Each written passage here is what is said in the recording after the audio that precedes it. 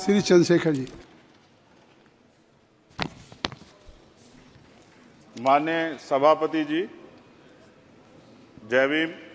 बहुजन समाज में जन्मे सभी संतों, गुरुओं, महान पुरुषों को नमन करता हूं, जिनमें महात्मा ज्योतिबा फूले, डॉक्टर बाबा साहब अम्बेडकर और मान्यवर काशीराम साहब को मैं याद भी करता हूं आज के दिन पर। साथ साथ नगीना की महान जनता और भीम आर्मी और हमारी पार्टी आज़ाद समाज पार्टी काशीराम के साथियों का भी धन्यवाद करता हूं। इसके बाद अपने कुल गुरु जगत गुरु सदगुरु रविदास जी महाराज को भी मैं नमन करता हूं, जिन्होंने दुनिया को लगभग 600 साल पहले बेगमपुरा शहर के रूप में दुनिया का सबसे महान लोकतांत्रिक दर्शन दिया। अध्यक्ष महोदय, माननीय सभापति जी, 14 अगस्त 1947 को ये देश अंग्रेजों के अधीन था। 15 अगस्त 1947 को हम लोग आज़ाद हुए। 16 अगस्त 1947 को देश आज़ादी में था, लेकिन धन धरती राजपाट में बंटवारा नहीं हुआ। जो साधन संसाधन थे उनमें बंटवारा सही रूप से न होने के कारण एक बहुत बड़ी आबादी सुविधाओं से वंचित और सम्मान से वंचित रह गई।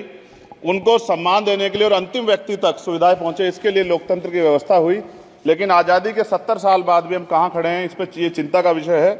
मैं मानता हूं कि सामाजिक न्याय तभी होगा माननीय सभापति जी, जब जातीय जनगणना पूरी होगी और जातीय जनगणना कराई जाएगी और साथ साथ संख्या के आधार पर आरक्षण जो है वंचित वर्गों का बढ़ाया जाएगा।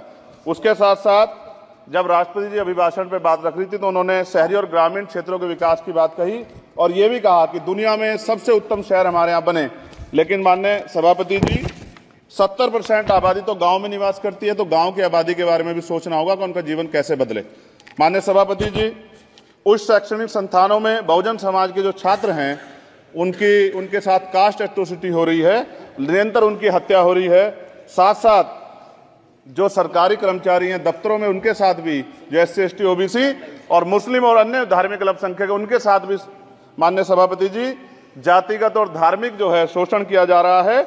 इसलिए मेरी मांग भी है कि पुरानी पेंशन को भी अध्यक्ष जी बहाल किया जाए। जो कर्मचारी देश की सेवा में लगे हैं उनका भी सम्मान होना चाहिए। साथ साथ सभापति जी, भाजपा ने चुनावी लाभ के लिए सबका साथ सबका विकास के नारे दिए जो खोखले हैं, क्योंकि 10 साल में दलित, पिछड़े, आदिवासी, मुस्लिम और अन्य धार्मिक अल्पसंख्यक जो अत्याचार हुए हैं वो किससे छिपे हुए नहीं हैं। ये गलत है, ये बंद होना चाहिए। सभापति महोदय जी, महामहिम राष्ट्रपति जी के अभिभाषण में निजी क्षेत्रों में SC ST OBC को रिजर्वेशन देने का कोई उल्लेख नहीं हुआ है, जो कि आज चर्चा का विषय, क्योंकि 98% प्राइवेट सेक्टर है, 2% सरकारी सेक्टर है, तो 98% प्राइवेट सेक्टर में भी हमारी हिस्सेदारी की बात होनी चाहिए। माननीय सभापति जी,